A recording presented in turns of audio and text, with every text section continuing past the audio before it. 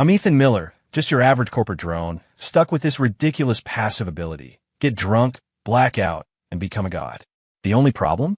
I never remember a thing when I wake up. From fixing a crash server to foiling a corporate shark, everyone at work thinks I'm some kind of hidden genius, just playing dumb. Facing my stunning CEO's admiring gaze and my rival's terrified expressions, all I want to do is clutch my reusable coffee cup and scream, I'm really just a normal guy. Please, for the love of God, stop getting me drunk. Ethan Miller, is this your proposal? Garbage. Is your brain made of the same stuff? Mr. Henderson's finger was practically in my face, his spittle flying like a burst fire hydrant. I hunched my shoulders, not daring to utter a sound. The office was so quiet I could hear the hum of the fluorescent lights. Dozens of eyes, like searchlights, swept over me. Some sympathetic, some gleeful, but most just numb. At Vanguard Innovations, a small-time tech company, getting yelled at was a daily routine, and I was practically the resident punching bag.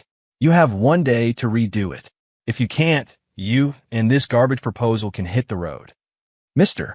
Henderson slammed the stack of papers onto my desk, scattering them like confetti, then turned on his heel, beer belly leading the way, and stormed off. I crouched down, picking up my garbage sheet by sheet. Hey man, don't take it to heart. Old Henderson probably got grilled by his wife again and is just blowing off steam. Alex Stone, from the cubicle next to mine, leaned over, lowering his voice to comfort me. I forced a wry smile and said nothing. Alex was my college buddy. We joined this company together right after graduation, thick as thieves. He's a good guy, but his head's a bit in the clouds, always dreaming of sudden windfall or latching onto some big shot to skyrocket to success. This dead-end company, it's so draining, I said, straightening the papers and brushing off a few faint shoe prints. Overtime, every day, no raise in sight. But everyone's a pro at passing the buck.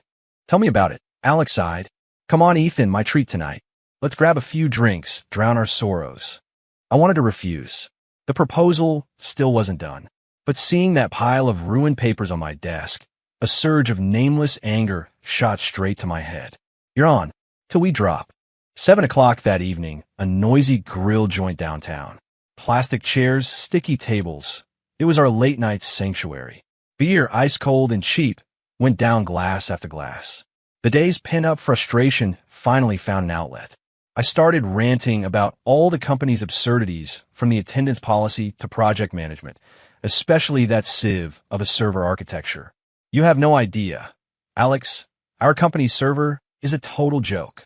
The firewall's like tissue paper. Any amateur hacker could waltz right in. I mentioned it to Henderson last time, but he just told me to mind my own business, said it worked fine.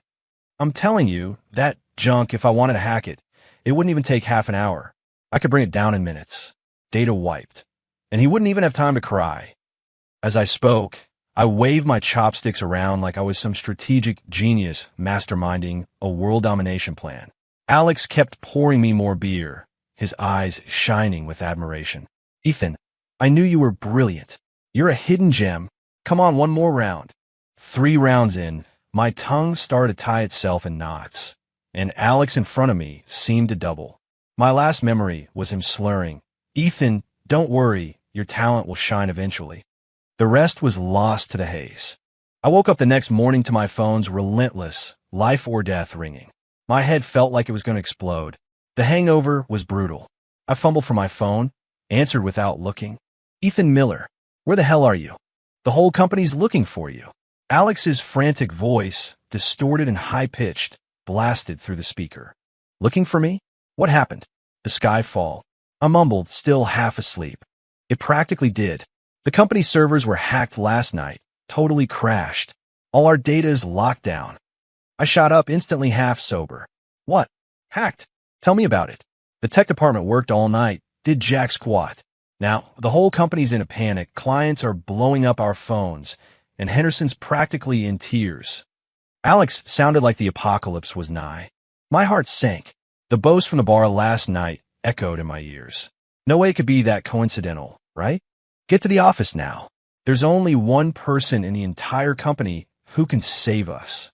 Alex's tone suddenly turned incredibly grave. Who? Did we call in an outside expert? I asked instinctively. You, Ethan. I nearly dropped the phone. Are you crazy? I'm in marketing. What the hell do I know about tech? Ethan, cut the act. Last night you told me yourself that server was a joke. You definitely have a solution. I was utterly bewildered. That was drunk talk. He actually believed me? That was just drunken rambling, not meant to be taken seriously. I tried to explain. I don't care. Right now, everyone in the company, including our enigmatic CEO, Sarah Chun, is pinning all their hopes on you. Get over here, fast. Before I could say anything else, Alex hung up. I sat on the bed, stunned, feeling like the whole world had gone insane. Gritting my teeth, I showered, got dressed, and hailed a cab to the office. All the way there, my stomach was doing flip-flops. I was toast. I'd talked a big game, and now I'd be publicly humiliated in front of everyone. I might as well pack my desk and quit. As the taxi pulled up to the office building, I saw Alex standing by the entrance like a sentinel. The moment he saw me, he rushed over, grabbed my arm, and exclaimed excitedly, "Ethan, you're finally here. Quick, Ms. Chun is waiting for you in the top-floor conference room." Waiting for me? Ms. Chun. I panicked even more. Sarah Chun, the founder and CEO of Vanguard Innovations.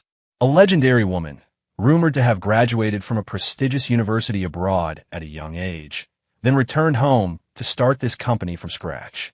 But she rarely made appearances. Daily company affairs were handled by Mr. Henderson and the other VPs. To us lower-level employees, she was like a name on a corporate brochure. Now, that legend wanted to see me? Alex, tell me honestly, did you say something crazy to them? I grabbed him, making a last-ditch effort.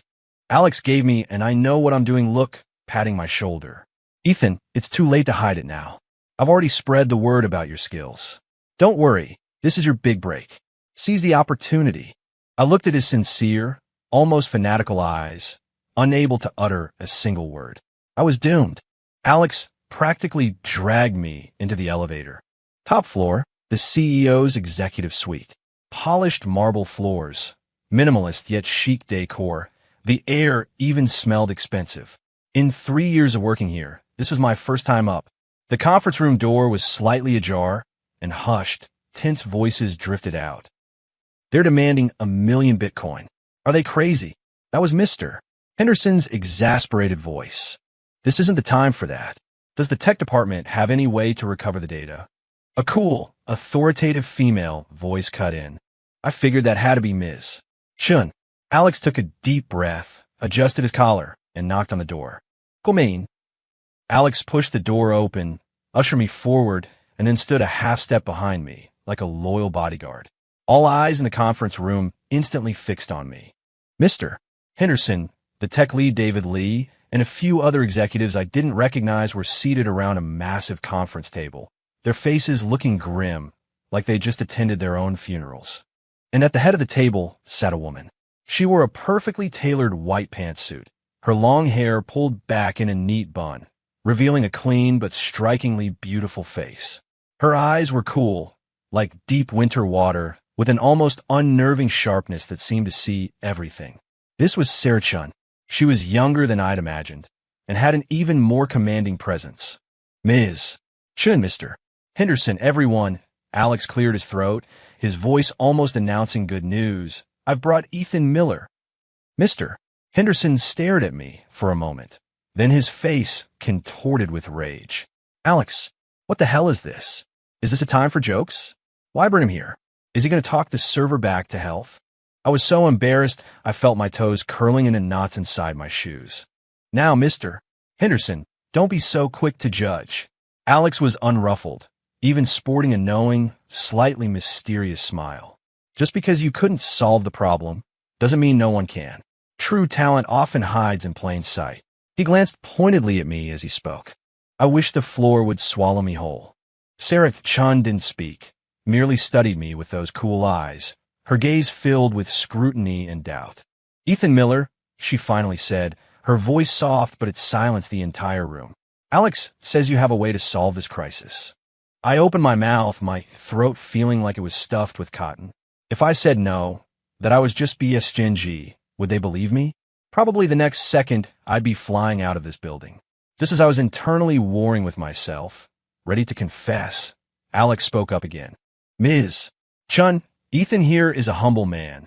Doesn't like to show off. He leaned closer to Sarah, lowering his voice in a mysterious, I'm only telling you this tone.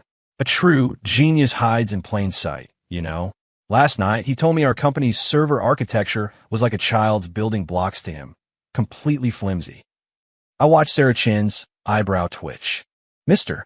Henderson's face went purple with fury. Nonsense. Ethan Miller, you tell them. Did you really say that? All eyes swiveled back to me, like surgical scalpels ready to dissect me inside and out. What could I say? Admit it? That would be publicly slapping Mr. Henderson in the face, and my life would be hell. Deny it? Alex, that enthusiastic idiot, would just assume I was being modest and make up something even more ridiculous. I was sweating profusely, my lips trembling, unable to utter a single word.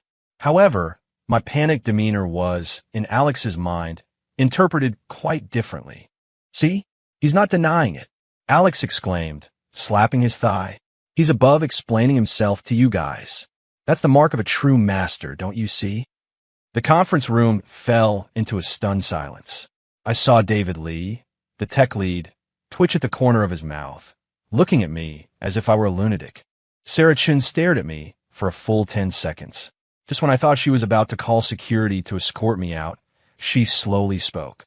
All right, in that case, Ethan Miller, the tech department is now under your full command. Any resources you need, just tell me directly. Me? Mr. Henderson, Ms. Chun, this is ridiculous. He's in marketing. Is there any worse situation than this right now? Sarah Chun cut him off coldly. If the professionals are stumped, perhaps the unprofessional can create a miracle. I only care about results. She stood up, walked over to me, and extended her hand. Ethan Miller, the future of this company is temporarily in your hands. Her hand was pale, her fingers long and slender, with a cool touch. I mechanically reached out, shaking her hand, with only one thought in my head. This world has gone mad. The tech department, or rather, the disaster zone. Dozens of programmers with dark circles under their eyes, staring blankly, the air thick with the smell of coffee, instant noodles, and despair. I was ushered in by Alex and a few other executives, like a prisoner being led to the gallows. David Lee, the tech lead, a balding man in his mid-40s, looked at me with hostility and disdain. Mr. Miller, Mr. Consultant, you see, this is the situation. All server ports are locked down. They're using a new asymmetric encryption algorithm, and we've tried everything, but nothing works. He said Mr., but his tone was dripping with sarcasm. I stared at the rows of gibberish code on the screen, my scalp tingling. I'd practically forgotten C++ from college. This looked like alien script to me. So, Ethan, got any ideas? Alex whispered in my ear, his voice full of eager expectation. Ideas? My only idea was to lie down right now and wait to be fired. I nervously rubbed my hands, pacing back and forth in the server room, trying to look like I was deep in thought.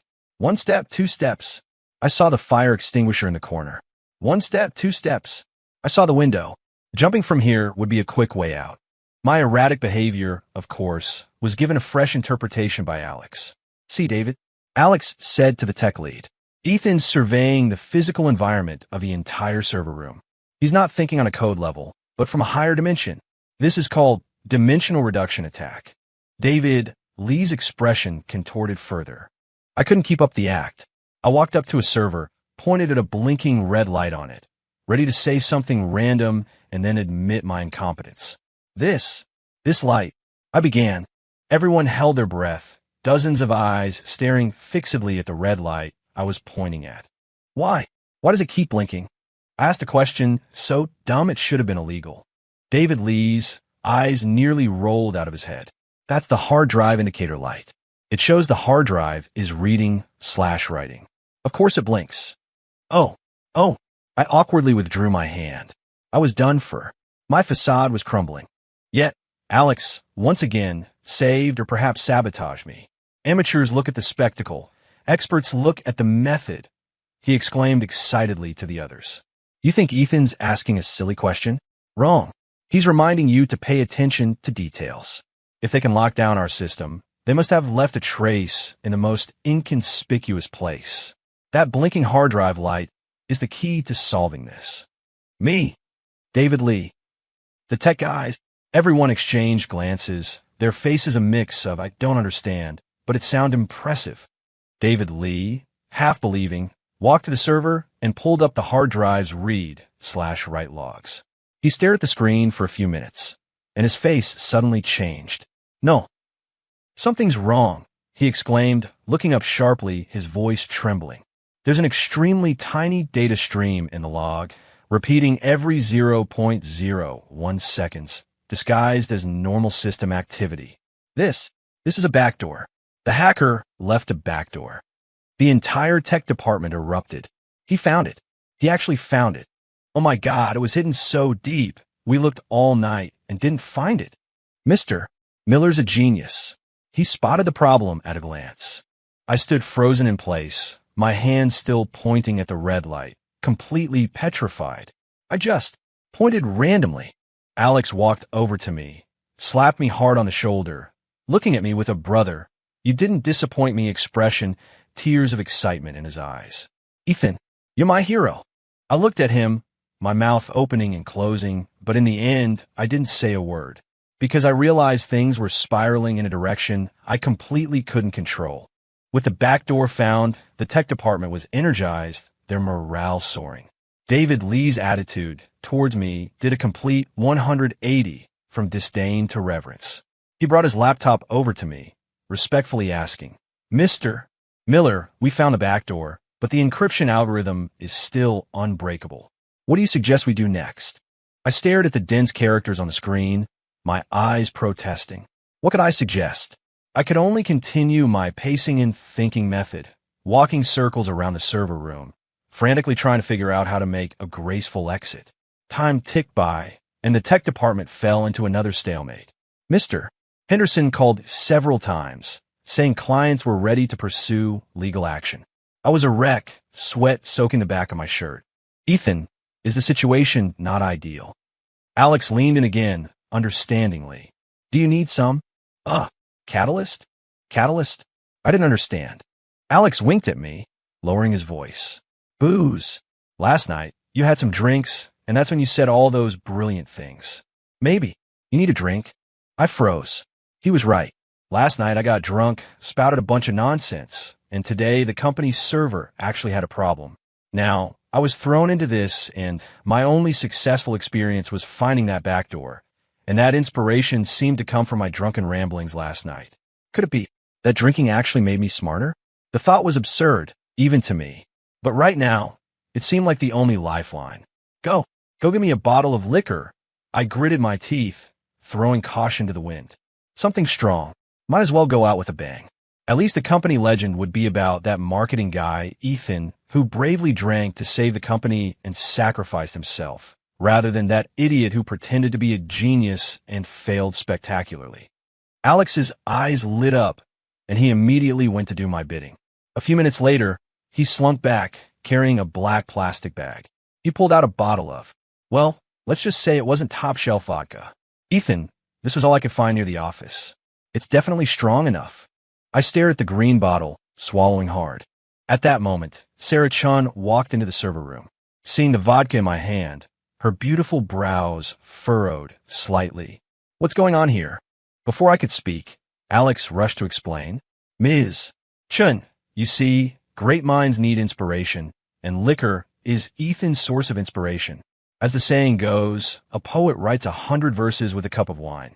Ethan solves tough problems with a few shots. Sarah Chin's expression turned a bit strange. She looked at me, then at the bottle of vodka, but ultimately didn't stop us. I don't care what method you use, but in half an hour, I want to see results. She said this, then turned and leaned against the doorway, arms crossed, silently watching me. Her gaze seemed to say, begin your performance. I felt like dying. Under the watchful eyes of the entire tech department, plus the company CEO, I twisted open the cap. A strong smell of alcohol hit me. Gulp, gulp. I tilted my head back, chugging several large mouthfuls straight from the bottle. The burning liquid scorched its way down my throat, my stomach churning. I never had such potent alcohol. A few gulps in, and the world began to spin. Everything blurred. My colleagues' faces became blobs of color, their voices sounding distant. I felt my body go limp, and then I lost consciousness. After I passed out, a memory that wasn't mine, or rather, a narrative began to play in my mind. Ethan Miller, drunk mode activated. Personality switch, absolute rationality. Current task, decrypt server, initiate counterattack. I swayed to my feet, but my eyes were eerily clear, as if the drunken person from moments ago had been an illusion. I walked up to David Lee and took his laptop. Amateurs. I uttered 3 words, my voice flat, devoid of emotion. David Lee's face instantly flushed crimson, but he didn't dare retort. My fingers flew across the keyboard, moving so fast they were a blur. Lines of code scrolled down a screen like a waterfall, complex command windows popping up and closing. Everyone in the tech department watched, dumbfounded. What? What is he doing? I can't understand any of it. That speed, is that even humanly possible? He's not just decrypting, he's rewriting the core code. David Lee's voice trembled, filled with incredulity. Alex, meanwhile, clenched his fists excitedly, telling Sarah Chun, Ms. Chun, look, Ethan's serious. He's in the zone. Sarah Chun said nothing, but for the first time, her cold eyes showed a flicker of emotion. 10 minutes later, I stopped. Done. I handed the laptop back to David Lee, stating calmly, I've rebuilt the firewall. It's 100 times stronger than your old one. All data has been recovered. Also, I sent that hacker a little gift. David Lee took the laptop with trembling hands and opened the server backend. The green operational indicator light glowed, looking so beautiful. All data, perfectly intact. It's back. It's really back. A thunderous cheer erupted in the server room. Meanwhile, on the other side of the city, in a dimly lit basement, a slender man with glasses smirked at his screen. A bunch of losers haven't paid up yet. Guess I'll have to teach them a lesson. He was about to input new commands when his computer screen suddenly went black, then displayed a massive red message. You call that hacking? Go practice for another 100 years. Immediately, his computer began frantically downloading all sorts of junk files, so fast that the CPU groaned under the strain. A few seconds later, with a puff of smoke, the computer was completely fried. Before the slender man could react, the basement door was kicked open. Several uniformed police officers burst in, their dart gun barrels aimed at him. Don't move. We received a report that you're involved in cyber extortion. The man looked at his ruined computer, then at the police officers, his face a mask of bewilderment. A report? Who called them? Having done all that, I simply yawned, then staggered to a corner, found an empty spot, curled up, and fell asleep. Deeply hidden with deeds unknown. When my consciousness returned, I found myself lying in a soft bed. Unfamiliar ceiling, unfamiliar room, a faint scent in the air. I shot up, realizing I was in a luxurious hotel suite. I was still wearing yesterday's clothes, but they'd been neatly pressed. On the table was a brand new suit with a card beside it. I picked up the card. It had elegant, strong handwriting. You worked hard last night. This is your reward and a new suit. The company needs your abilities. Sarah Chun. Beneath the card was a black bank card. I picked it up, turning it over and over. What was going on? How did I get here? Sarah Chun giving me money? And clothes? What exactly happened last night after I blacked out? I grabbed my phone, intending to call Alex, but saw dozens of unread messages, all from a company group chat. Ethan Miller is a legend. Ethan, my hero. I kneel before you. From today on, anyone who badmouths Ethan Miller will have to answer to me. The more I read, the more bewildered and alarmed I became. With trembling fingers, I opened my banking app, wanted to check the balance on that black card. After shakingly entering the card number and default PIN, a string of numbers appeared on the screen. I counted. Thousands, tens of thousands, hundreds of thousands, a million. 1 million. My brain went whoosh, a complete blank. Looking at that string of numbers, my first reaction wasn't excitement, but fear. What? What did I do? Rob a bank? Or did I, after drinking, do something to Ms. Chun? Terrified, I quickly checked myself. Thankfully, all my parts were there, and I didn't feel anything strange. Just then my phone rang. It was Alex. I quickly answered. Ethan, You're awake. Where are you? Holy cow. You were incredible last night. Alex's booming voice almost deafened me. I'm at a hotel. Alex, quick, tell me, what did I do last night? I asked urgently. What did you do? Ethan, you saved the entire company. Alex, in his storyteller's voice, embellished and recounted everything that happened last night. From me seeing through the back door at a glance, to turning into a keyboard warrior after a few shots of vodka, then dealing with the hacker in 10 minutes and sending him a police escort package, and finally doing the deed and collapsing in a corner. I listened, jaw agape, the bank card nearly slipping from my hand. This was all me. Every bit of it. Alex's tone was absolutely certain. Ms. Chun and everyone in the tech department were there. They saw it all. Ethan, you've been hiding your talent too well. What did I tell you? You're a buried, unmatched genius. I hung up the phone, still dumbfounded on the bed, feeling like my entire worldview had been turned upside down. Ethan Miller, a regular corporate drone, turned into a super hacker when I get drunk? That's crazier than fiction. I pinched my thigh hard. It hurt. Not a dream. Looking at the black card and the suit on the table, I fell into deep thought. Should I take this money? Should I continue pretending to be this big shot? Ultimately, rationality, or perhaps the fear of poverty, triumphed over panic. $1 million. How many years would I have to work without eating or drinking to earn that? I might as well take it. As for pretending to be a big shot, I play it by ear. Worst case, next time something happens, I'll just say, I quit drinking. With a mix of apprehension, I put on the suit that clearly cost a fortune. It fit pretty well, actually. Clothes make the man, and I did look a bit more executive in a mirror. Back at the company, I received unprecedented treatment. The moment I walked in, the receptionist gave me a sweet smile and handed me a steaming cup of coffee. Good morning, Mr. Miller. Passing colleagues, whether I knew them or not, greeted me proactively, their eyes filled with deference and curiosity. Mr. Henderson, whose face usually looked like everyone owed him money, managed to force out a smile uglier than a grimace when he saw me in the hallway. Ethan, no, Mr. Miller. About last night, thank you for your hard work. I didn't recognize your talent before. Please don't take it to heart. I was flattered and could only stammer. It's fine. My cubicle had also been moved to a quiet corner by the window, and I was given a brand new, high-end computer. Alex followed me around like a personal assistant, bringing me coffee and water, constantly chirping, Ethan, I knew it, gold always shines. See, who dares look down on you now? I sat in my new chair, feeling like I was dreaming, just as I was struggling to adapt to my new identity as Mr. Miller. Bigger trouble came knocking. That afternoon, Sarah Chen's assistant personally came down to invite me, saying Ms. Chen had an urgent matter to discuss. I found myself back in the CEO's office on the top floor. This time, Sarah Chen was alone in the office. She had changed into a black dress, which made her look less sharp and more feminine. Have a seat, she gestured to the sofa opposite her. I sat down stiffly, my body tense as a board. Coffee or tea? Just plain water is fine. She personally poured me a glass of water, an act that made me even more nervous. Did you receive the card? She asked directly. I did. Ms. Chun, that's too much. It's not, she interrupted. Compared to the value you created for the company, that money is nothing. If it weren't for you, the company's losses would have been at least 8 figures, possibly leading to bankruptcy.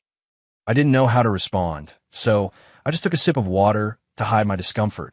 Ethan Miller, she looked at me, her eyes very serious. I checked your file. Graduated from a regular university, marketing major, 3 years at the company, average performance.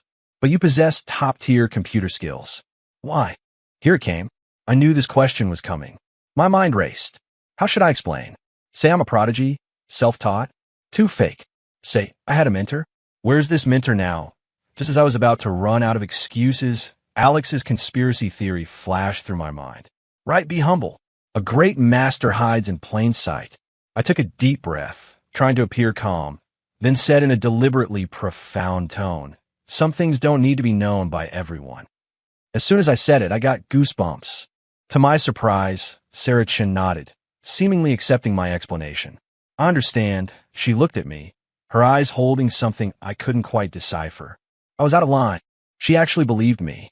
A wave of elation washed over me. This mysterious facade trick seemed to work quite well. I invited you here today to discuss your position, Sarah Chun continued. The marketing department is too small for someone of your caliber.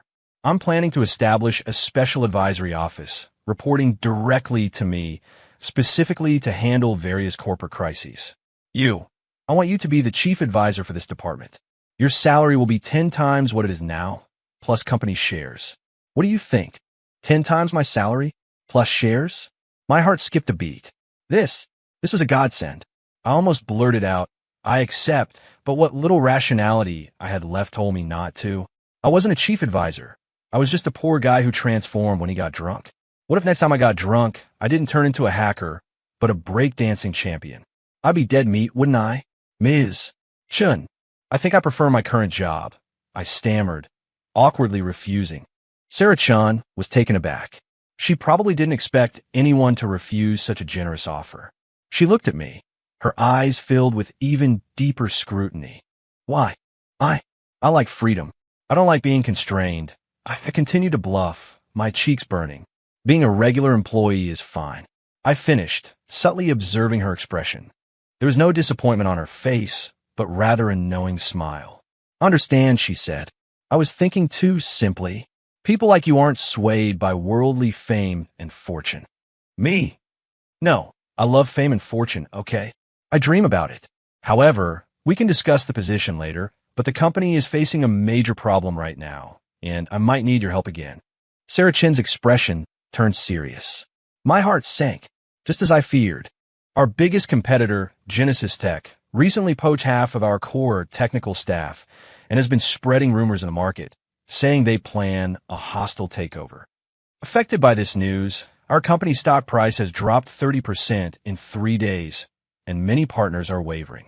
If we don't find a solution soon, the company might not survive. Sarah Chun looked at me, her eyes holding a trace of plea. I know this is a big ask, and it's unreasonable, but right now, the only person I can think of who can turn this around is you. Looking at her face, etched with fatigue and anxiety, I couldn't bring myself to refuse. For a high-flying CEO to speak to me with such a pleading tone, she truly must be at her wit's end. But what could I do? This was a business war, not something I could solve by just typing on a keyboard. Was I supposed to get drunk and spout business advice? What if I got drunk and started doing martial arts? Ms. Chun, Tonight at the Zenith Club downtown, I've arranged a dinner with several important investors, hoping to stabilize them. Victor Sterling, the CEO of Genesis Tech, will definitely be there too. Sarah Chun interrupted me, handing me an invitation. I hope you can come with me. Her meaning was clear. She wanted me to perform at the dinner. This wasn't a dinner. It was a trap. I held the gilded invitation, feeling its immense weight. Just help me out, okay? Sarah Chin's voice was very soft, carrying a hint of vulnerability I hadn't noticed before. I looked at her, and against my better judgment, I nodded. The Zenith Club, located in the most bustling part of the riverfront, was the kind of exclusive private club I'd only ever seen in finance magazines. The fountains outside, the crystal chandeliers in the lobby, the Persian rugs on the floor, everything screamed luxury. I wore the suit Sarah Chun had given me, trailing behind her, feeling like a mortal who had stumbled into heaven, completely out of place. Sarah Chun seemed to sense my discomfort, slowing her pace to walk beside me. Don't be nervous. Just treat it like a regular business dinner. How could I not be nervous?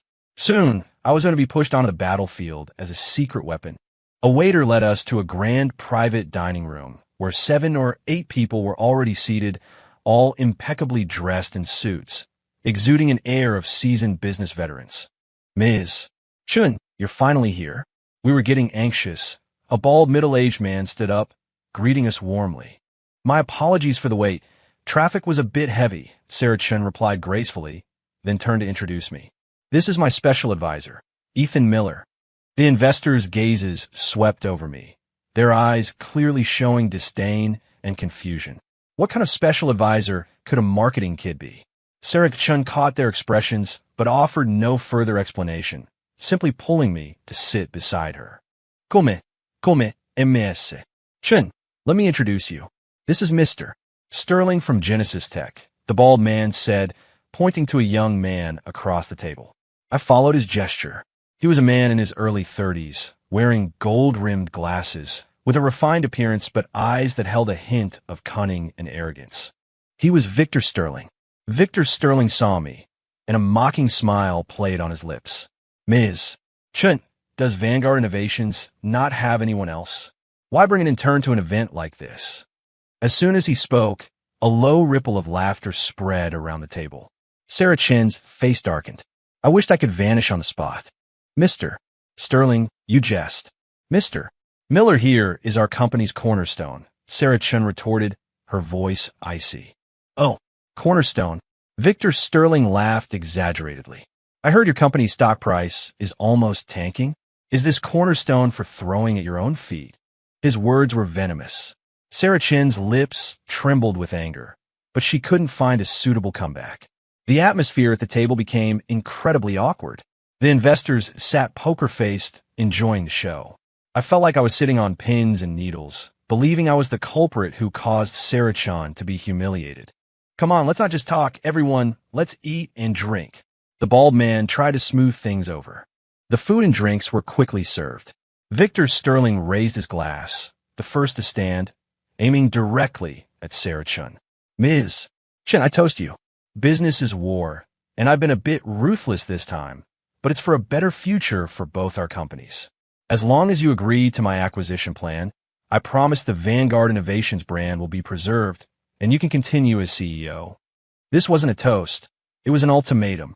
Sarah Chen raised her glass, her hand trembling slightly. I looked at her stubborn yet helpless profile, and a surge of unnamed anger burned within me. This was too much. Just as Sarah Chen was about to drink, I suddenly stood up, snatched the glass from her hand, and downed it in one gulp. Everyone froze. Mr. Sterling, right? I hiccuped, using the slight courage the alcohol gave me to look Victor Sterling directly in the eye. Ms. Chen isn't feeling well. I'll drink this for her. Who are you? Do you have a place to speak here? Who I am isn't important. I set the glass down heavily on the table. What's important is, you want to acquire our company. I'm the first one who says no. I regretted saying that the moment the words left my mouth. Was I crazy? Where did I get the nerve to say something like that? Sarah Chen looked at me with surprise, her eyes filled with complex emotions.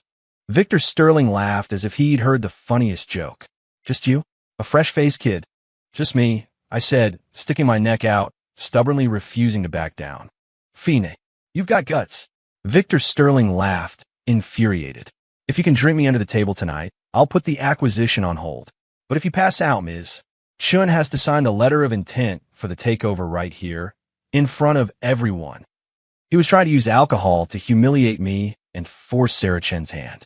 The other investors at the table showed excited expressions. They didn't care who won or lost. They just loved a good show.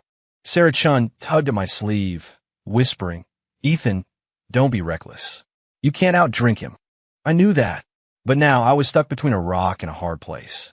Bring it on. Who's afraid? I gritted my teeth, throwing caution to the wind. What followed was an inhumane binge-drinking session. Victor Sterling had a whole entourage, taking turns to toast me. I, on the other hand, was a lone soldier. Sarah Chen tried to block for me, but I stopped her every time.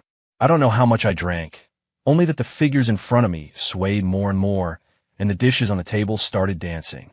Vodka, wine, whiskey, all sorts of liquids churned in my stomach, my throat burning. My consciousness, eroded by alcohol, blurred little by little. Before I completely lost sensation, I heard Victor Sterling's triumphant laughter and Sarah Chen's anxious cries. Ethan! Ethan! Then, the world went dark. Ethan Miller, drunk mode activated. Personality switch, business overlord. Current task, crush Genesis Tech's acquisition plan. Reverse Vanguard Innovations decline. I slowly opened my eyes. There was no trace of drunkenness in my gaze, only the cold, unfeeling calm of absolute logic. I picked up a bottle of high-end scotch from the table and poured myself a full glass. Mr.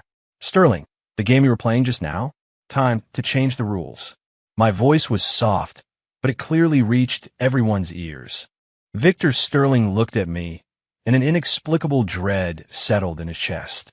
The person in front of him was utterly different from the reckless kid who'd been putting on a brave front moments ago. Those eyes were so sharp, they seemed to peer right through him. How do you want to play?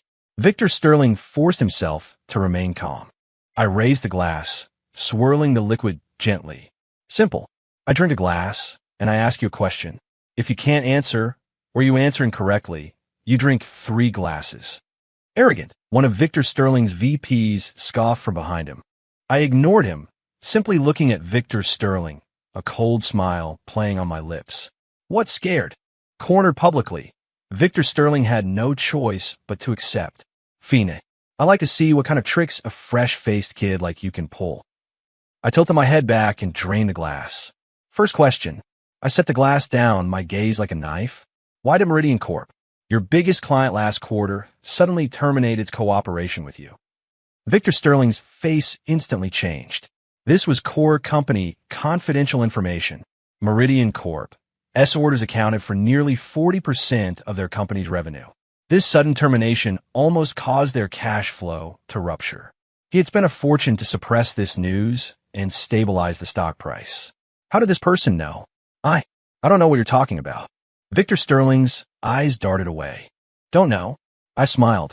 Then it seems, Mr. Sterling, you owe yourself 3 drinks. Under everyone's surprised and uncertain gazes, Victor Sterling gritted his teeth and drank 3 glasses in a row. I poured another full glass and once again drained it. Second question. The celestial arch system your company is secretly developing. Does line 314 of its core code contain a critical logic flaw that could cause all user data to be completely wiped under specific circumstances? Victor Sterling shot to his feet, the color draining from his face. The celestial arch system was their company's future hope, his trump card against Vanguard innovations. And that flaw had only been accidentally discovered a few days ago during testing. Only he and his chief technical officer knew about it. Who exactly was he? How? How do you know that? Victor Sterling's voice trembled. It seems, Mr. Sterling, you owe 3 more drinks. I didn't answer his question, merely made a please gesture. The atmosphere in the private room had completely shifted. The investor's eyes, once disdainful, were now filled with fear. Sarah Chun covered her mouth, her beautiful eyes sparkling with wonder. She knew I was technically brilliant, but she never imagined my understanding of business and rivals was this terrifying. Victor Sterling's hands trembled as he drank 3 more glasses. The strong liquor had him swaying precariously. I poured another drink and once again downed it. Last question. I walked up to him, looking down at him, my voice like ice from the deepest abyss. The money you used to poach our company's employees, did you divert funds meant to pay off your loan to Capital Union Bank? I've calculated the time. The day after tomorrow is the final deadline, isn't it? Boom! Something exploded in Victor Sterling's mind. His last line of defense was utterly shattered. His legs gave out, and he collapsed into his chair, his face ashen. I picked up his phone and, in front of everyone, dialed a number. Hello, is this Mr. Harrison from Meridian Corp? This is Ethan Miller. Regarding our new partnership proposal between Vanguard and your company, I think we could discuss it now. Yes, Victor Sterling is here. No, he's a bit busy at the moment. He might need to figure out how to explain his bad debt to the bank first. After hanging up, I dialed another number. Hello, Mr. Roberts from Capital Union Bank. This is Ethan Miller, a consultant for Vanguard Innovations. I'd like to talk to you about Genesis Tech's upcoming loan maturity. Yes, Vanguard is very interested in acquiring their valuable assets when they go into bankruptcy liquidation. The entire private room fell into a deathly silence. Everyone stared at me as if I were a devil. In just 3 drinks, 3 questions, and 2 phone calls, the once arrogant Victor Sterling had been cast into an abyss of no return. This wasn't a business negotiation. This was a unilateral slaughter. Having done all that, I simply felt tired. The lingering effects of the alcohol surged, my vision blurred, and I swayed, falling sideways. A pair of soft arms caught me just in time. I fell into a warm, fragrant embrace. It was Sarah Chun. I woke up again in that familiar hotel suite. My head throbbed, the hangover even worse than last time. I struggled to sit up, finding myself covered by a soft duvet, a glass of warm water, and a packet of hangover pills on the nightstand. I blacked out again. I tried to recall what happened last night. The last thing I remembered was foolishly trying to outdrink Victor Sterling. And then, nothing. I was screwed. I definitely passed out, made a fool of myself in front of everyone. Sarah Chun must be so disappointed in me, right? Not only did I not help, I probably made things worse. I clutched my head in frustration, wishing I could disappear into a crack in the floor.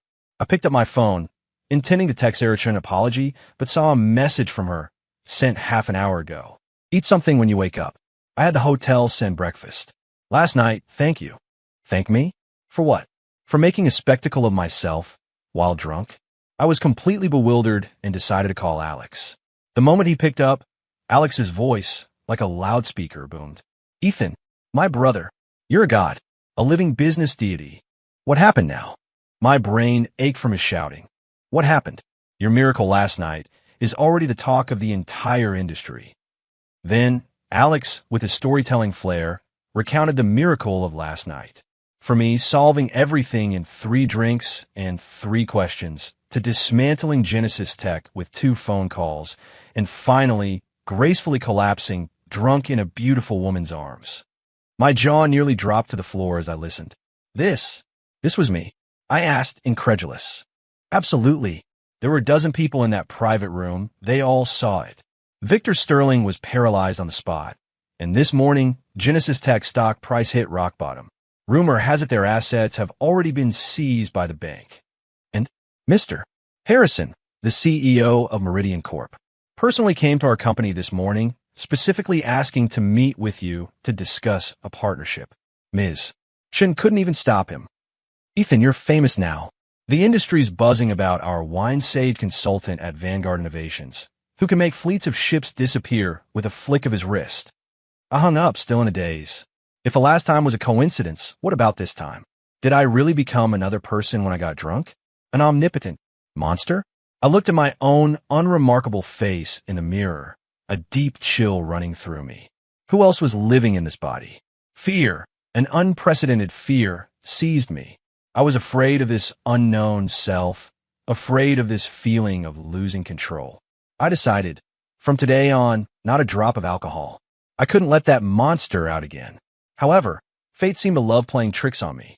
Just as I resolved to return to a normal life, a greater crisis quietly arrived.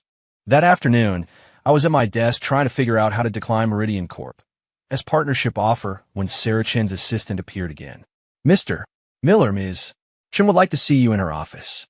My heart sank, but I reluctantly followed. The moment I entered the office, I sensed something was wrong. Sarah Chun sat behind her desk, her face pale, her eyes holding an unmistakable look of panic. What's happened? I asked. She didn't speak, just pushed her phone across the desk towards me. On the phone screen was a photo. The background looked like an abandoned factory.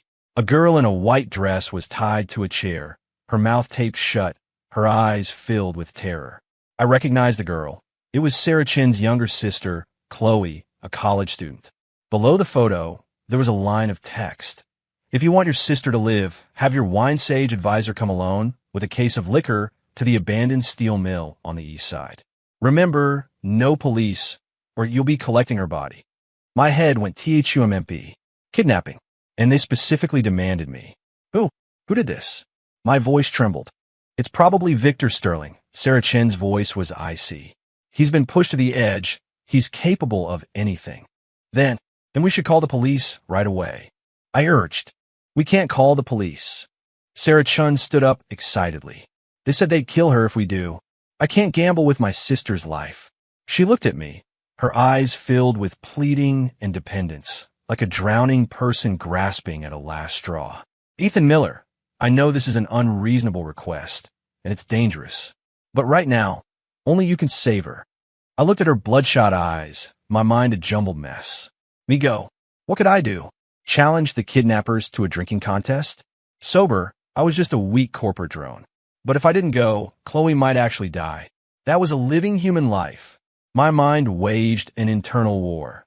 On one side, the fear of the unknown. On the other, the pangs of my conscience. Finally, I gritted my teeth. Okay, I'll go. It was just drinking, wasn't it? Just letting that monster out one more time?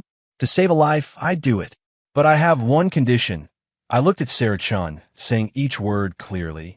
You have to promise me this is the last time. After this is over, you'll announce to the public that you fired me. I don't want to live this kind of life anymore. Sarah Chun froze. She looked at me, her eyes complex. After a long silence, she nodded, her voice a little hoarse. Okay, I promise.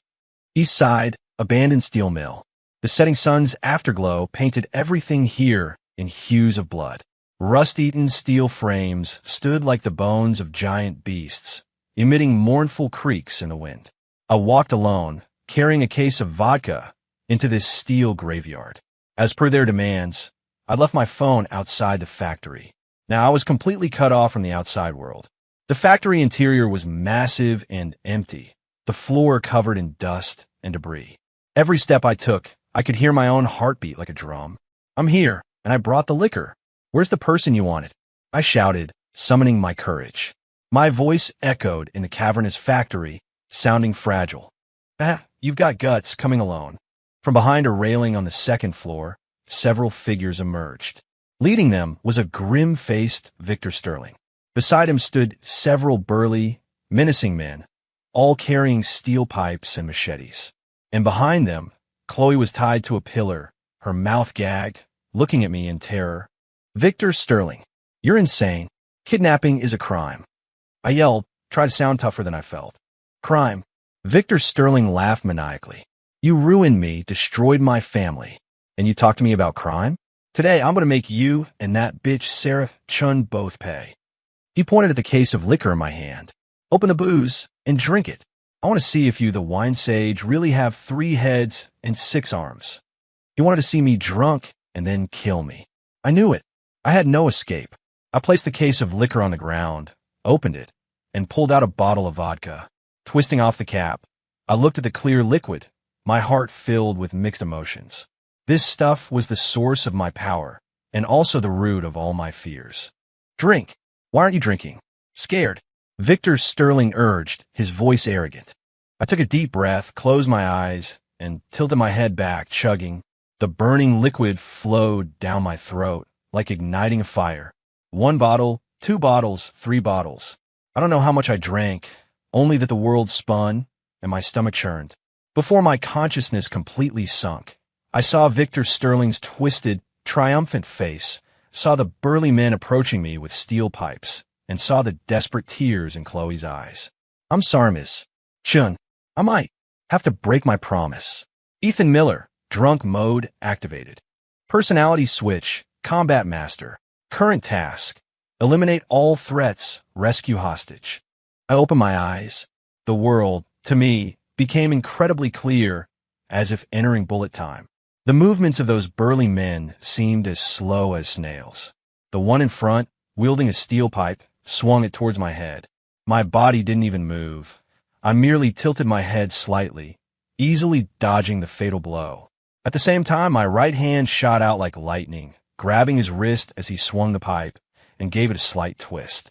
Crack! The sharp sound of bone breaking echoed eerily in the empty factory. The burly man let out an inhuman shriek, and the steel pipe clattered to the ground.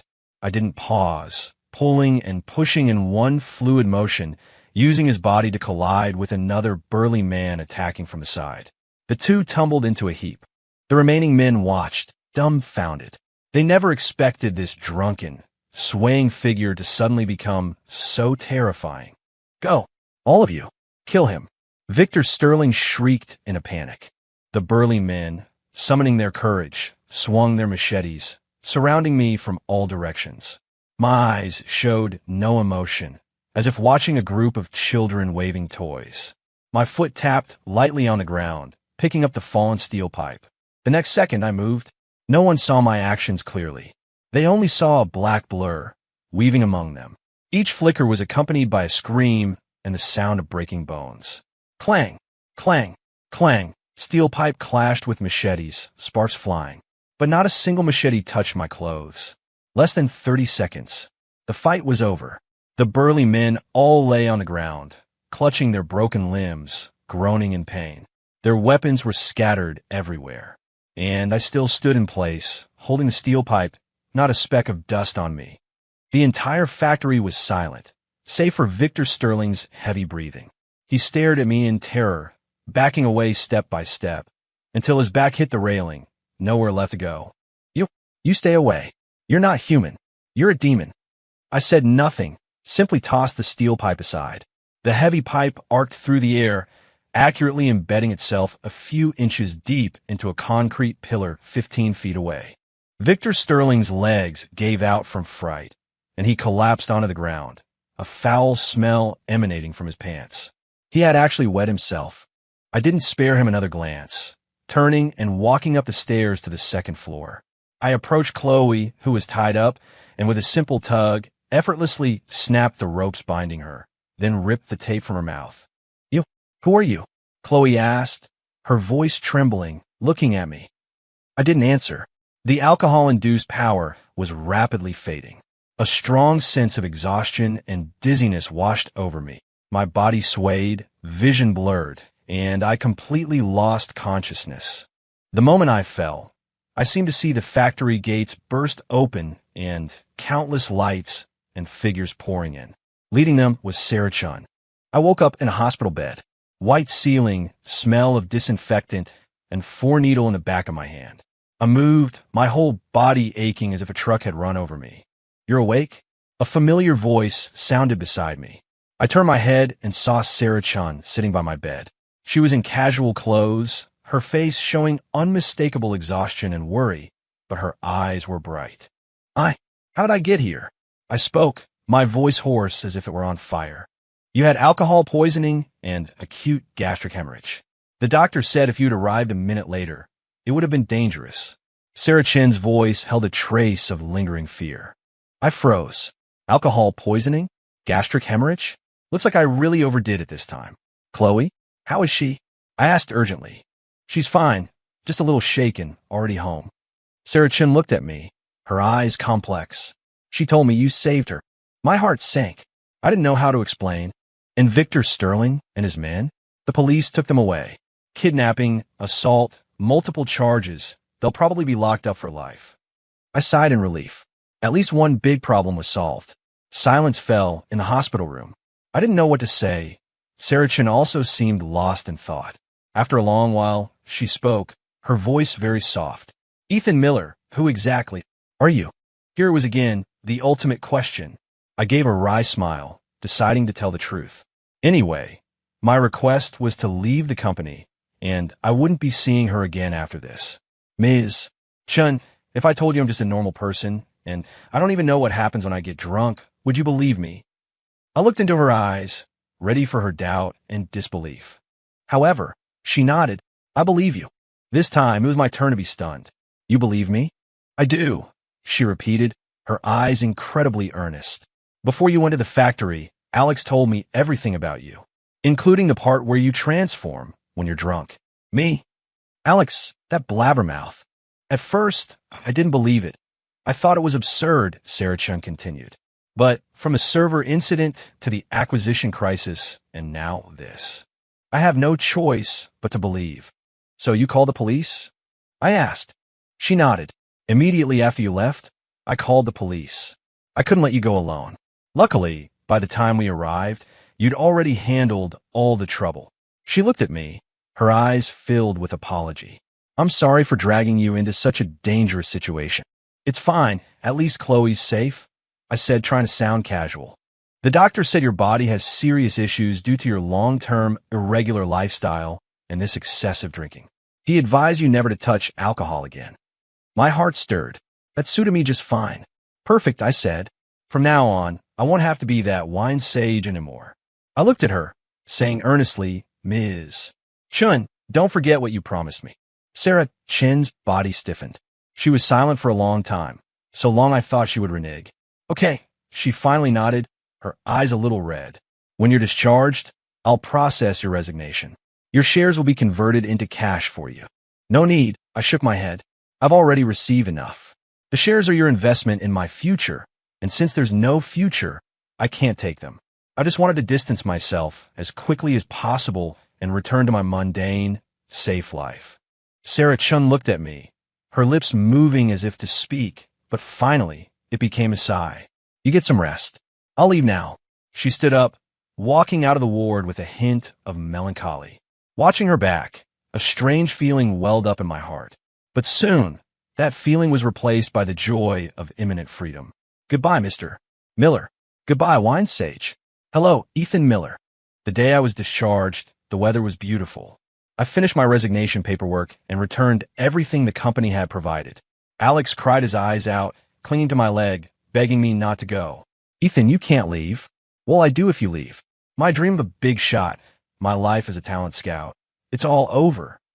It took all my strength to pry him off my leg. All right, I'm not dying. We'll keep in touch. I patted his shoulder. Mr. Henderson and other colleagues also came to see me off, their eyes filled with regret. Only Sarah Chun didn't come. Good. It saved us the awkwardness. Carrying my simple luggage, I walked out of Vanguard Innovations' doors, feeling like I'd stepped into another lifetime. In this short month, my life had been a roller coaster. From a bullied corporate drone, I became the revered Mr. Miller, and now I was an unemployed nobody again. But I had no regrets. With $1 million Sarah Chun gave me, I rented a small house in the suburbs and bought a used car for commuting. The remaining money was enough for me to live comfortably for several years. I began my life of blissful idleness.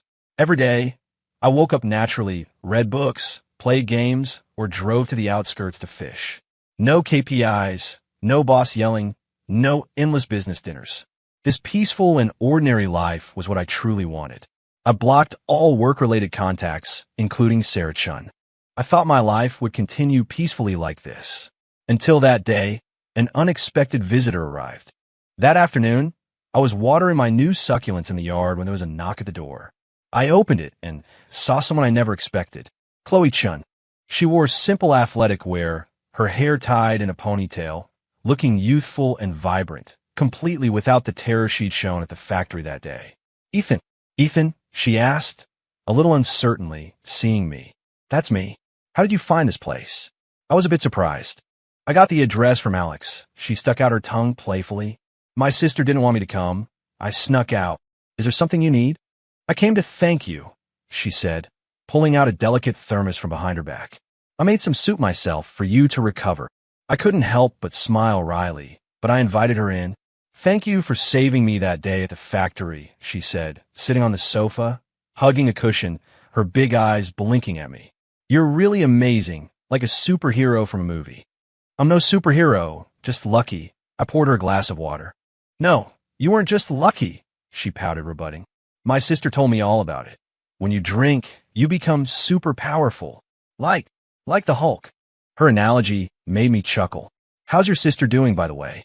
I asked, almost without thinking. I regretted at the moment I said it. Hadn't I decided to cut ties with them? She's not doing well. Chloe's expression darkened. Ever since you left, she's been like a different person, working overtime every day, even harder than before. I've seen her several times in the middle of the night, staring blankly in her study, looking at your picture. My heart gave a sudden thump. Looking at my picture? Why would she look at my picture? I don't know. Chloe shook her head. I think she might like you. Impossible. I instinctively retorted. What kind of person is she? What kind of person am I? We're from two different worlds. Love doesn't follow so many rules, Chloe sighed, sounding wise beyond her years.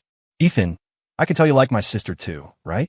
Otherwise, why would you risk your life to save her that day? I fell silent. Yes, why did I risk my life to save her? Was it just out of sense of duty? Or was it because, deep down, I didn't want to see that cold, stubborn woman show such despair and vulnerability? I didn't know. Ethan, my sister, she actually lives a very tiring life. Chloe's voice was a little low. Our family situation is very complicated. The company is everything to her, her only armor. She looks strong, but she's actually very lonely inside. You're the first person she was willing to let her guard down for. She said she'd let you go, but she was sadder than anyone. She just didn't want to force you. Chloe's words, like pebbles, dropped into the calm lake of my heart, stirring ripples. That night, I couldn't sleep. Sarah Chin's face kept appearing in my mind. Her cold eyes, her stubborn profile, her rare smiles, and her choked, tearful thank you in my ear. I sat up from bed in frustration and walked to the window. I found that I really did miss her a little. Life resumed its calm routine, but my heart was in turmoil. I couldn't help but start following news about Vanguard Innovations. After Victor Sterling's Genesis Tech collapsed, Vanguard Innovations became dominant, thriving smoothly. Its stock price soared, and Sarah Chun became the most dazzling rising star in the business world, frequently gracing the covers of various financial magazines. Looking at the radiant, spirited woman in the magazines, I felt a genuine joy, but it was quickly followed by a deeper sense of loss. She was becoming more and more brilliant, while I was just an unemployed nobody hiding in a corner. The distance between us grew wider and wider. Just when I thought our story was completely over, a phone call once again disrupted my life.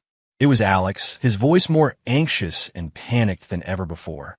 "Ethan, big trouble. Check the news, quick." My heart sank, and I quickly turned on the TV. The financial channel was broadcasting an urgent news flash. It has been reported that the multinational financial giant, Soros Capital, today suddenly announced its intention to launch a hostile takeover of our nation's emerging tech company, Vanguard Innovations. Affected by this news, Vanguard Innovations' stock price plummeted 50% within an hour of market open and has now been temporarily halted.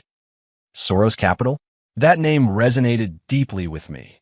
They were true international capital behemoths, known for their ruthless tactics and abundant resources. Companies they targeted rarely escaped. How did they set their sights on Vanguard Innovations? "Ethan, what are we going to do?" Alex cried on the other end of the line. "This opponent is too strong, not even in the same league. The company's in chaos. So many executives are secretly looking for new jobs. Ms. Chen has locked herself in her office, not seeing anyone." My heart clenched. I could imagine the pressure and despair Sarah Chan was facing right now. The business she built from scratch, all her hard work, could vanish in a matter of days. "Ethan, only you can save the company, save Ms. Chun." Alex's voice was tearful. "I know you quit drinking, but this time, I'm begging you, okay?" I hung up, staring blankly at Sarah Chin's photo from a press conference on the TV. In the photo, she was still beautiful, but the fatigue and stress in her eyes were unmistakable. Chloe's words echoed in my mind. The company is everything to her, and her only armor. Now, her armor was about to be shattered. Could I still hide in my safe zone, unaffected as before? I couldn't. I grabbed my car keys and rushed out of the house. I sped all the way to the biggest supermarket near my place. I dashed to the liquor aisle, looking at the rows of bottles, my eyes firming. Vodka, whiskey, tequila. "Excuse me, can I get a case of your strongest liquor? All of it." I carried several cases of hard liquor directly to the Vanguard Innovations building. The company entrance was swarming with reporters, like flies to honey. I slipped in through the back door. Inside, the company was in a state of panic. Employees gathered in small groups, discussing the company's future, their faces etched with confusion and fear. I ignored everyone, heading straight for the CEO's office on the top floor. Sarah Chin's assistant tried to stop me, but I pushed her aside. I twisted open the office door, and a strong smell of smoke hit me. Sarah Chun sat alone by the huge floor-to-ceiling window, a lady's cigarette between her fingers, the ashtray at her feet already overflowing with butts. She had lost so much weight. Her whole body looked fragile, like a delicate piece of porcelain. Hearing the door open, she turned, saw me, and froze. "You, why are you here?" Her voice was terribly hoarse. I said nothing, just placed the cases of liquor heavily in front of her. She looked at the bottles, her pupils suddenly constricting. "What are you doing?" "What am I doing?" I walked up to her, looking directly into her eyes, saying each word clearly, "Saving your company, saving you." "I don't need it." She stood up agitatedly, sweeping all the papers off her desk. "Go. Didn't I tell you to leave? Why did you come back? I don't need your pity or sympathy." I knew she was just saying angry things. She just didn't want to drag me down again. "I'm not pitying you." I looked at her red eyes, my heart squeezed painfully by something. "Sarah Chun, listen to me. I came back, not for the company, not for some stupid wine sage title, but for you. I love you." I finally said the words. Sarah Chun completely froze, staring at me blankly, tears streaming down her face uncontrollably. I reached out, gently wiping away her tears. So, stop carrying everything alone, okay? Hand it all over to me. She looked at me, then at the cases of liquor behind me, her lips trembling, unable to speak. After a long moment, she threw herself into my arms, sobbing uncontrollably, crying like a child who had been wronged. I held her tightly, feeling my heart fill to the brim. All right, don't cry. I patted her back, saying softly, give me half an hour, no 10 minutes. I'll send this Soros guy packing. I helped her sit down, then in front of her, twisted open a bottle of vodka. Gulp, gulp. This time, I didn't hesitate, because I knew I wasn't fighting for some false fame or some sense of responsibility. I was fighting for the woman I loved. In the last moment before my consciousness plunged into darkness, I gave her a reassuring smile. Don't worry, I've got this. Ethan Miller, drunk mode activated. Personality switch, financial god. Warning, physical functions at limit. Max duration for this mode, 15 minutes. Current task, target Soros Capital, defend Vanguard Innovations. I opened my eyes, devoid of emotion, only the extreme coldness of numbers and logic. I walked to Sarah Chen's desk and opened her computer. On the screen, Vanguard Innovations' stock price K-line chart plunged almost vertically, a shocking sight. Transfer all company liquid assets into my personal account. I issued the first command to Sarah Chun, my tone leaving no room for doubt. Sarah Chun paused, then immediately complied. She knew the person in front of her was no longer the Ethan Miller she knew. My hands became a blur on the keyboard. Countless trading windows flashed across the screen. Short selling, buying, leveraging, hedging. A dizzying array of complex financial operations flowed from my hands as easily as breathing. I was not merely defending, I was attacking. I exploited the opponent's funding gaps and trading vulnerabilities, setting one intricate trap after another. A silent war raged intensely in the virtual world. Meanwhile, across the ocean at Soros Capital's headquarters, a white-haired old man casually sipped coffee, observing Vanguard Innovations' tragic situation on screen. How utterly boring. Eastern companies are still so fragile. He sneered. However, the next second, the smile on his face froze. On the screen, a mysterious and enormous fund suddenly entered the market, like a beast, savagely tearing through their intricate web of traps. Their short positions were forcibly covered one after another. Vanguard Innovations' stock price began to rebound aggressively at an unbelievable angle. What's going on? The old man shot to his feet, his coffee cup smashing to the floor. Sir, we're under a massive attack from an unknown opponent. Their trading methods. They're terrifying. We can't predict their next move. A trader reported in panic. Investigate. Find out who this opponent is, the old man roared. 5 minutes later, Vanguard Innovations' stock price had not only recovered all its losses, but had even risen by 20% against the trend. Soros Capital's investment of hundreds of billions of dollars was wiped out in mere minutes. 10 minutes later, sir, our firewall has been breached. They've published all our dirt and insider trading records on the international internet. The old man watched the unfolding scandal on screen, his vision blurred, and he spat out a mouthful of blood. He knew he was finished. Soros Capital, a name that once dominated the international financial market, would become history today. Having done all this, I simply felt tired. The power within me receded like a tide. A strong feeling of weakness and intense pain swept over me. My vision blurred, and I collapsed towards the cold floor. I had a very long dream. In the dream, I was back at that abandoned steel mill. But this time, I hadn't drunk and I hadn't transformed. Victor Sterling and his men walked towards me with steel pipes and machetes. I trembled with fear and turned to run. But I couldn't run fast, and they quickly caught up, pinning me to the ground, kicking and punching me. I felt my bones breaking one by one, my consciousness blurring. Just as I thought I was going to die, a beam of light shone in. Sarah Chun appeared. She was like a warrior goddess, a steel pipe in her hand, charging into the crowd, knocking down the burly men one by one. Then she walked to me, extending her hand, a gentle smile on her face. Don't be scared. I'm here. I smiled and reached out, wanting to grab her hand. Just as my fingertips were about to touch hers, the dream shattered. I suddenly opened my eyes, seeing the familiar hospital ceiling. "You're awake?" Sarah Chin's voice sounded in my ear, tinged with surprise and exhaustion. I turned my head and saw her slumped by my bedside, her eyes bloodshot, her chin much sharper. It looked like she had been watching over me the whole time. How long have I been asleep?" I spoke, my throat feeling dry as if it were on fire. 3 days and 3 nights. She helped me pour a glass of water, moistening my lips with a cotton swab. "The doctor said this time you had severe organ failure, almost didn't make it." Her voice choked up at the end. I looked at her, my heart aching. "I'm sorry, I worried you again." "Silly." She took my hand, pressing it tightly against her face. "I'm the one who should be sorry." I could feel her cheek was cold, with traces of undried tears.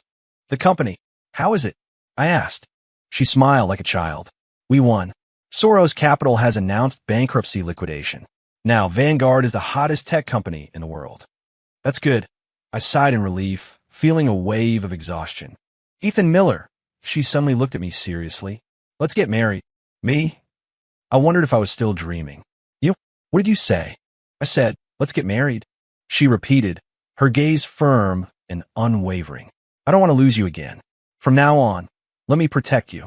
I looked at her earnest face, and my heart began to pound uncontrollably. Happiness came too suddenly. I was a little overwhelmed. "But I'm just a normal person, and I'm sick. I'm not good enough for you," I said, feeling a surge of inferiority. "In my heart, you're my superhero." She leaned down, pressing a light kiss on my forehead. "I don't need some wine sage. I just need you, Ethan Miller. The living, breathing you, who laughs, cries, fears, and gets nervous." My eyes welled up. It turned out that what I feared and loathed was, in her eyes, the most precious thing. I squeezed her hand back tightly. "Okay." A month later, I was discharged from the hospital. Thanks to Sarah Chin's no-expense-spared care, my body had recovered quite well. The doctor said that as long as I rested well and didn't do anything reckless in the future, living to 99 wouldn't be a problem. My marriage to Sarah Chun was also put on the agenda. There was no grand wedding, no invitation to celebrities from all walks of life. We simply called Alex and Chloe, and on a sunny afternoon, went to the county clerk's office to get our marriage license. Looking at the red certificate in my hand, I still felt a sense of unreality. Ethan Miller, a former corporate drone, now unemployed, actually married a billionaire CEO. This life was more exciting than a roller coaster. Alex was our only groomsman. He cried more emotionally than I did, hugging my leg, snot, and tears everywhere. "Ethan, my idol, you're my life's lighthouse. Alex Stone, am following you for life." Chloe was the bridesmaid. She looked at my sister and me, smiling happier than anyone. After getting married, Sarah Chun made a decision that shocked everyone. She announced her resignation as CEO of Vanguard Innovations, entrusting the company entirely to professional managers. And she herself chose to return to family life. In her words, "Before, I lived for the company. From now on, I only want to live for my husband." This decision caused a huge stir in the business world, but she didn't care. Our married life was simple and happy. She cooked, I did the dishes. She watched financial news, I watched with her. I watched anime and played games, and she would accompany me with interest. We were like any ordinary couple. We'd bicker over small things, and we'd embrace in our sleep at night. I never touched another drop of alcohol. The legend of the wine sage gradually faded from memory. No one knew that the mysterious genius who once dominated the financial markets and traversed the cyber world was now just an ordinary man who prepared breakfast for his wife every day. Sometimes, Sarah Chan would lean into my arms and ask curiously, "What do you think you became when you got drunk?" I'd shake my head. "I don't know, and I don't want to know." That powerful me was perhaps a god, perhaps a demon. But ultimately, he didn't belong to me. I am just Ethan Miller, a plain, ordinary husband who loves Sarah Chun. That's enough. Epilogue. A year later, Sarah Chun and I had a baby boy. He was chubby and adorable. At his full moon celebration, family and friends gathered. My father-in-law, a very imposing retired general, walked over with a glass of wine. "Ethan, it's a happy day today. How can you not drink? Come on, Dad will drink with you." I turned pale with fright, waving my hands. "Dad, I really can't drink. I'm allergic to alcohol. I pass out if I drink." Sarachan quickly came to my rescue. Dad, he's not well. The doctor told him not to drink. But my father-in-law wouldn't back down. Allergic? That's just an excuse. A man has to be able to drink. You must drink this glass today. Looking at my father-in-law's unwavering gaze, I was on the verge of tears. Just as I was trapped, unable to escape, the baby in my arms suddenly cried, "Wah!" As he cried, he flailed his little hands, accidentally knocking over a glass of wine on the table. The red liquid splashed all over him. Then, a miraculous scene unfolded. The baby's crying stopped abruptly. He opened his big, dark eyes, looking curiously at his tiny hands. Then, in a clear, well-articulated voice, he uttered his first words, perfectly logical. Based on molecular dynamic simulations, the ethanol concentration of this liquid is approximately 12.5%. Its volatilization will lead to an increase in ambient air entropy by 0.03 joules per Kelvin. Conclusion: uninteresting. The entire banquet hall instantly fell silent. Sarachan and I exchanged glances, both seeing a flicker of horror in the other's eyes. I looked at the abnormally calm-eyed infant in my arms, then at the expensive bottle of wine on the table. An absurd and terrifying thought arose in my mind. This ability, is it hereditary? And